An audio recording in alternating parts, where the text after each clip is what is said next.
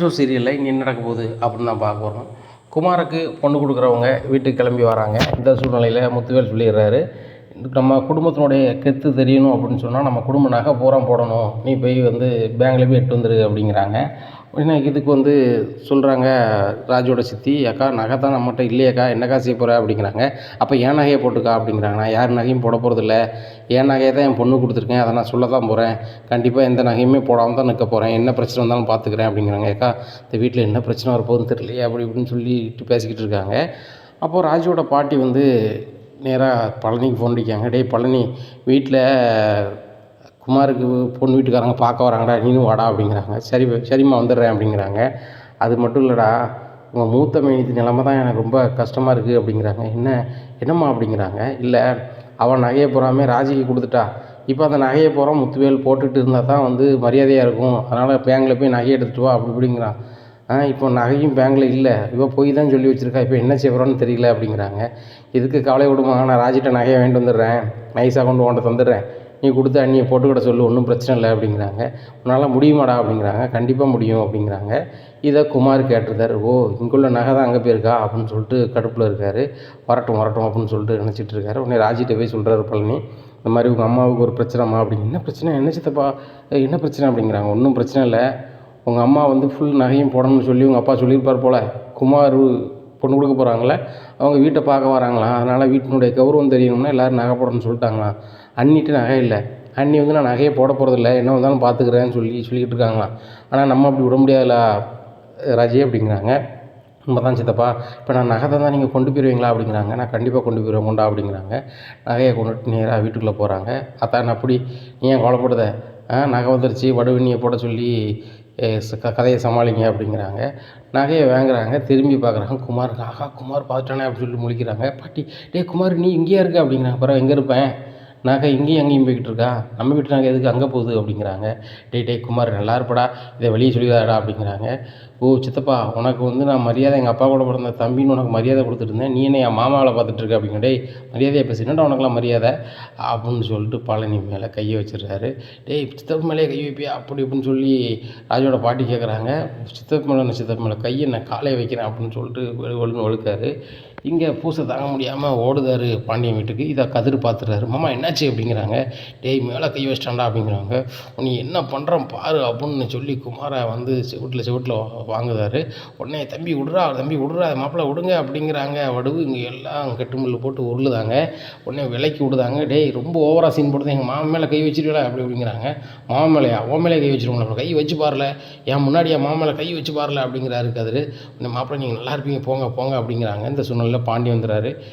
கல்யாண வீட்டுக்கு முன்னாடி நீ என்ன சின்ன போட்டுருக்க போ அப்படிங்கிறாங்க. என்ன நடந்துன்னு தெரிஞ்சால் நீங்களே சின்ன போடுவீங்க அப்படிங்க, நான் பார்த்துக்கிறேன் நீ போ அப்படிங்கிறாங்க. பழனி உனக்கு என்னடா பிரச்சனை, உன்னை நான் எங்கே போச்சுனேன், டெலிவரி பண்ண தானே போச்சுனேன், உன்னை யாருங்க வர சொன்னா அப்படிங்கிறாங்க. இல்லை மச்சான், எங்கள் அம்மா தான் ஃபோன் அடிச்சாங்க, அதான் வந்தேன் அப்படிங்கிறாங்க. இங்கே பாரு, ஒரு சண்டை நடக்குன்னா நுப்பாட்டத்துக்குள்ளே வழியை பார்க்கணும், நீ இழுத்து விட்டு கிடக்காத, முதல்ல நீ கடைக்கு போ அப்படிங்கிறாங்க. கடைக்கு போயிடுறாங்க. உடனே கதிர் மனசில் நினச்சிருங்க, அப்பா வந்துடுறாங்கன்னா நீ காண்டாயிருப்ப அப்படிங்கிறாங்க. இந்த சூழ்நிலையில் குமார் வீட்டு வாசலில் இருந்துக்கிட்டு, இப்படி அடுத்த வீட்டு நாய்க்கு ஆசைப்படுறது பிள்ளைய தானே படுத்து வளர்த்துருக்கீங்களா, வாயை பாருங்கள் வாயை அப்படின்னு சொல்லிட்டு பாண்டியன் பேசுவாங்க. தம்பி மரியாதையாக பேசு, நீ கல்யாண வீட்டு பையன், மரியாதையாக பேர் அப்படிங்கிறாங்க. உனக்கெல்லாம் என்னையா மரியாதை அப்படின்னு சொல்லிட்டு டவார்னு செவட்டில் கை வச்சிடுறாரு, முகத்தில் கை வச்சிடுறாரு குமார் பாண்டியனை. இதை பார்த்த உடனே மச்சான் அப்படின்னு சொல்லிட்டு இவர் கத்துறாரு பழனி. கத்துன உடனே ஓடி வராரு கதிர்.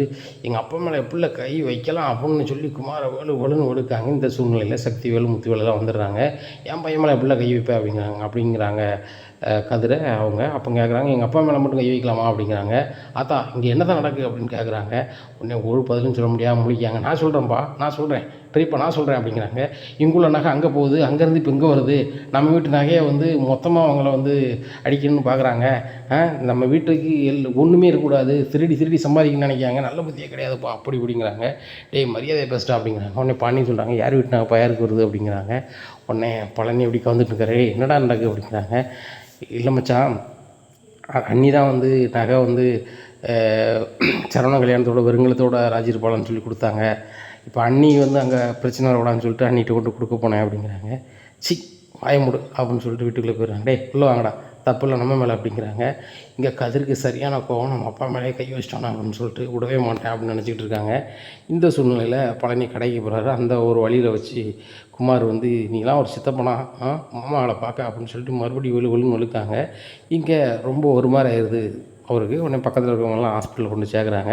இந்த தகவல் தெரிஞ்சு கதிர் வந்து ஹாஸ்பிட்டலுக்கு பார்க்க மாமா என்னாச்சு அப்படிங்கிறாங்க. மறுபடியும் அவன் இப்படி பண்ணிட்டான்டா அப்படிங்கிறாங்க. அவனை சும்மா விட மாட்டேன் அப்படி இப்படின்ட்டு ரொம்ப கோவத்தில் வராங்க.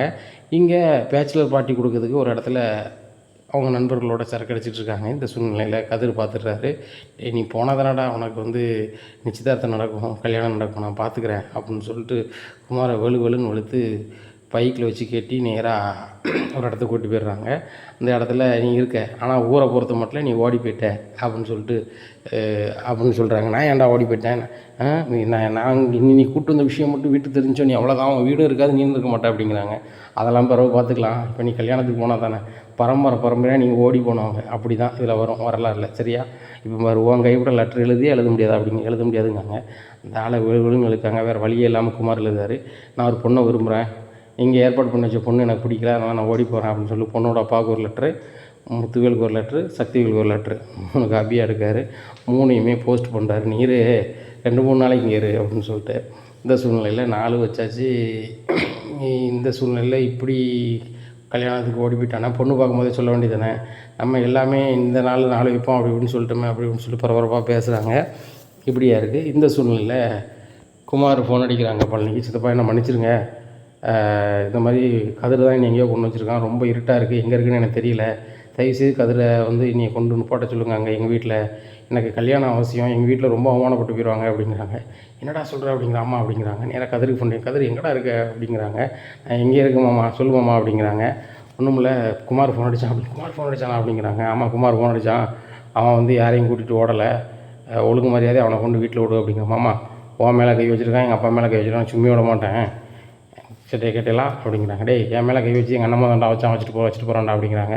அதை வேணா மாமா நீ வேணா பெருந்தன்மையாக விடுவேன், எங்கள் அப்பா மேலே கை வச்சு நான் சும்மா விட முடியாது, எங்கள் அப்பாட்ட வந்து என் அப்பாவும் என் பெரியப்பா மன்னிப்பு கேட்க சொல்லுங்கள், உடனே அவனை நான் மாப்பிள்ளை தாலிக்கிட்டு அனுப்புகிறேன், நாளைக்கு அனுப்புகிறேன், எங்கன்னா அனுப்புகிறேன், ஆனால் இல்லை அப்படின்னா ஓடுகாலியாக தான் இருப்பான் அப்படிங்கிறாங்க. நல்லா இருப்படா அப்படிங்கிறாங்க. மாமா நான் சொன்னதான் அப்படின்னு சொல்லிட்டு ஃபோனை சுவிட்ச் ஆஃப் பண்ணிடுறாங்க. சுவிட்ச் ஆஃப் பண்ணிட்டு 2 நாளைக்கு நம்ம எங்கேயும் போகக்கூடாது அப்படின்னு சொல்லிட்டு நேராக அவர் ஃப்ரெண்டு வீட்டை திருச்சியை பார்த்து போயிடுறாரு. இந்த சூழ்நிலையில் இப்போ குமாரை தேடி அழைக்கிறாங்க, கதிரை தேடி அழைக்கிறாங்க, ஒன்றும் கிடைக்கல. இந்த சூழ்நிலை வேறு வழியே இல்லை. பழனி நேராக வீட்டுக்கு போகிறாரு. உன்னால் தானே பிரச்சனை, வீட்டை விட்டு வெளியே போடா அப்படிங்கிறாங்க. சக்திவேல் நான் எதுக்கு இடத்துல கத்திக்கிட்டு இருக்காத, என்ன நடக்குன்னு முதல்ல தெரிஞ்சுக்கா அப்படிங்கிறாங்க. என்ன நடக்குது அப்படிங்கிறாங்க.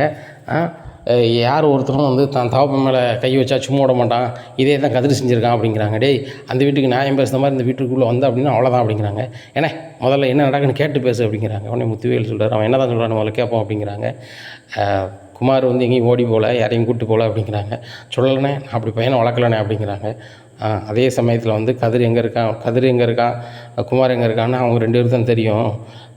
என்னடா சொல்கிற உளம்புற அப்படிங்கிறாங்க. இல்லை கதிர் அவங்க அப்பா மேலே கை வச்சதுனால கோவத்தில் தான் அவனை எங்கேயோ கொண்டு போய் வச்சுருக்கான், நான் எங்கன்னே தெரியல, இப்போ செல்லை சுவிட்ச் ஆஃப் பண்ணிட்டான், ஆனால் ஒன்றே ஒன்று மட்டும் செய்யலாம், அவனுக்கு எஸ்எம்எஸ் அனுப்புனா அதை ஓப்பன் பண்ணி பார்க்குறான், அதை அனுப்பணும் அப்படின்னு சொன்னால் ஆட்டோமேட்டிக்காக வருவான் அப்படிங்கிறாங்க. என்னடா விளாண்டுக்கிட்டு இருக்க அப்படிங்கிறாங்க. பாண்டியன்ட்டு நாங்கள் மன்னிப்பு கேட்கணுமா அப்படிங்கிறாங்க. மன்னிப்பு கேட்டால் குமார் வருவான், இந்த ஊர் உலகத்துக்கு முன்னாடி நீங்கள் வந்து மானப்படாமல் இருப்பீங்க, இதுதான் இதுக்கு ஒரே வழி அப்படிங்கிறாங்க. உடனே வாட்ஸ்அப் மட்டும் ஆன் பண்ணி வச்சுருக்காரு கதிர், மற்றபடி ஃபோனெல்லாம் ஆஃப் பண்ணி வச்சிடுறாரு. இப்படியா இருக்குது. உடனே சக்திவேல்கிட்ட சொல்லுதார் முத்துவேலுங்க, பாரு இதில் வந்து நம்ம வீம்பு பார்த்துட்ருக்க வேண்டாம், கழுதை எவ்வளவோ அசிங்கப்பட்டோம், இந்த பாண்டியன்கிட்ட குறையும் அசிங்கப்பட்டு போயிடுவோம், ஊர் உலகத்துக்கு முன்னாடி அசிங்கப்பட்டோம்னா மறுபடியும் நம்ம நாட்டுக்கு தான் நிற்கணும், நம்ம பரம்பரையாக வாங்கிட்டு வச்சுருக்க பேரை வந்து மேலும் மேலும் புதுப்பிக்கிற மாதிரி தான் இருக்கும், நம்மளை எவனுமே மனுஷனாக மதிக்க மாட்டான், 2 தலைமுறையை நம்ம அசிங்கப்பட்டுட்டு இருக்கோம், இந்த தலைமுறையாவது நம்ம வந்து நல்லா இருக்கோம்னா இதான் வழி, வேறு வழி கிடையாது அப்படிங்கிறாங்க. அண்ணே இந்த பாண்டியன் காலில் விழுந்தா என் பையனுக்கு கல்யாணம் நடக்க வேண்டாம் அப்படிங்கிறாங்க. டேய் அவனுக்கு கல்யாணம் முடிஞ்சால் மட்டும்தானடா நம்மளுக்கு வந்து நல்ல பேர் கிடைக்கும், இல்லைன்னு நம்மளுக்கு ரொம்ப அசிங்கமாக நினைப்பாங்க அந்த ஊர் உலகத்தில், அதனால் வேறு வழியே கிடையாது, வா பாண்டியன்ட்டு பேசுவோம் அப்படிங்கிறாங்க. உடனே இப்போ ராஜுவோட பாட்டி சொல்கிறாங்க, டேய் இதில் என்னடா இருக்குது, உன் மச்சிடம் தானடா அப்படிங்கிறாங்க. ஏன் மச்சிடனா, என் பிள்ளையை கொண்டு எங்கேயோ வச்சுக்கிட்டு இப்படி பண்ணிட்டு இருக்கான், போலீஸுக்கு போகிறோம் பாரு அப்படிங்கிறாங்க. டேய் போலீஸுக்கு போனாலும் சரி தான், எதுக்கு போனாலும் சரி தான், அவன் செல்லை ஆஃப் பண்ணிட்டான், ஏதாவது ஒன்று குமாருக்கு ஆகிட்டு வீம்பில் ஏதாவது பண்ணிட்டான்னா பெரிய இழப்பாயிரும், அதனால் நம்மளுக்கு இருக்குது ஒரே வாரிசு, அதை மீட் பண்ணே தான் வழி, பாண்டியன்கிட்ட என் பையன் பண்ணது தப்பு தான் சொல்லிட்டு நம்ம 2 பேரும் மன்னிப்பு கேட்டுருவோம், ஒன்றும் பிரச்சனை இல்லை வா அப்படிங்கிறாங்க. நான் வரலண்ணே அப்படிங்கிறாங்க. நீ வராட்டும் பரவாயில்ல, என் கூட நில்லு வா அப்படின்னு சொல்லிட்டு கூப்பிட்டு போகிறாங்க. நான் வரவே இல்லைண்ணே அப்படிங்கிறாங்க. இந்த சூழ்நிலையில் போகிறாங்க.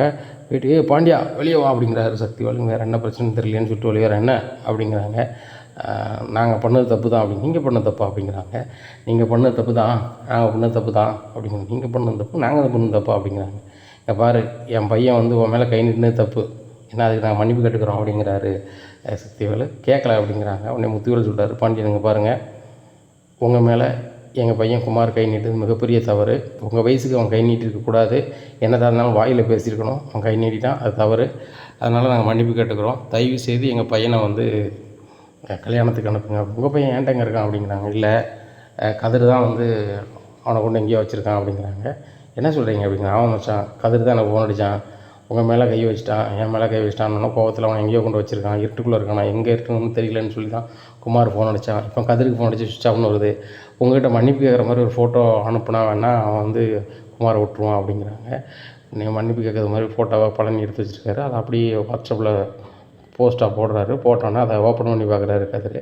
ஆட்டோமேட்டிக்காக குமாரை வெளியே விட்டுறாரு. குமார் ரொம்ப சங்கடப்பட்ட நிலையில் வந்து வீட்டுக்கு வந்து சேர்ந்தாங்க. சேர்ந்த உடனே சரியான கோவம் வருது சக்திவேலுக்கு. அண்ணா அவன் வந்துட்டான், இன்னும் அவனை விடவே கூடாது அப்படிங்கிற. டேய், இப்போ அதெல்லாம் பிறகு பார்த்துக்கலாம், இப்போ முதல்ல இவனுக்கு கல்யாணம் முடியணும், பொண்ணு வீட்டுக்காரன்ட்டே ஓடலை வைக்கலான்னு மட்டும் தகவலை சொல்லு அப்படிங்கிறாங்க. உடனே பொண்ணு வீட்டுக்காரன்ட்ட தகவல் சொல்கிறாங்க. அவங்க நம்மளத்தை மறுக்கிறாங்க. அவன் வீட்டில் தான் இருக்கான், வந்து பாருங்கள் அப்படின்னு வீட்டுக்கு வராங்க. மாப்பிள்ளை மாதிரி உட்காந்துருக்காரு. ஓ, யாராவது பொய்யாக தான் பண்ணியிருக்காங்களா, சரி சரி அப்படின்னு சொல்லிட்டு, சரி நம்ம நினச்ச மாதிரியே நம்ம கல்யாணத்தை வச்சிடலாம் அப்படிங்கிறாங்க. சரி ரைட்டு, நாட்டில் ரொம்ப தள்ளி போட வேண்டாம், அதனால் நம்ம விரைவாகவே வச்சிடலாம், நாளைக்கே கல்யாணத்தை வச்சிடலாம் அப்படின்னு சொல்லிட்டு சொல்கிறாங்க. நாளைக்கு என்ன எப்படி வைக்க முடியும் அப்படிங்கிறாங்க. குலதெய்வம் கோயிலில் போய் தாலி கட்டிடலாம் அப்படிங்கிறாரு முத்துவேல்.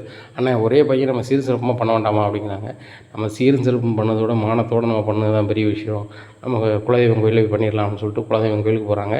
அங்கே பொண்ணுக்கு மாப்பிள்ளைக்கும் கல்யாணம் முடியுது. கல்யாணம் முடிஞ்சு வீட்டுக்கு வராங்க. வீட்டுக்கு வந்தோடனே சொல்கிறாங்க ராஜோட பாட்டி, இங்கே பாரு குமார், உனக்கு கல்யாணம் ஆயிடுச்சு, இன்னும் பக்குவமாரு, பழைய மாதிரி சேட்டை பண்ணிட்டு அலைஞ்ச அப்படின்னா நல்லா இருக்காது அப்படிங்கிறாங்க. சரி பாட்டி, இன்னும் நான் எதுவும் சேட்டை பண்ண மாட்டேன் அப்படிங்கிறாங்க. உடனே முத்துவேல் சொல்கிறாரு, நான் வந்து பண்ணலாம்ல அப்படிங்கிறாங்க. உடனே சக்திவேல் சொல்கிறார், அண்ணே பண்ணுவோம், வெயிட்டாக பண்ணுவோம், கொஞ்சம் பொறுத்துருங்க, குமாருக்கு மட்டும் முதல் விருந்து முடியட்டும், அதுக்கப்புறம் நீங்கள் என்ன சொன்னாலும் செய்வோம்ண்ணே, எதிர் வீட்டுக்காரனா இல்லாமல் பண்ணிடணும்ண்ணே அப்படிங்கிறாங்க. சரி அப்படிங்கிறாரு முத்துவேல். இனி என்ன நடக்கும் இந்த பாண்டியன் ஸ்டோர் குடும்பத்தில் அப்படிங்கிறத பொறுத்திருந்து பார்க்கலாம். நம்ம சேனலை நீங்கள் மறக்காமல் லைக் அண்ட் சப்ஸ்கிரைப் பண்ணுங்கள்.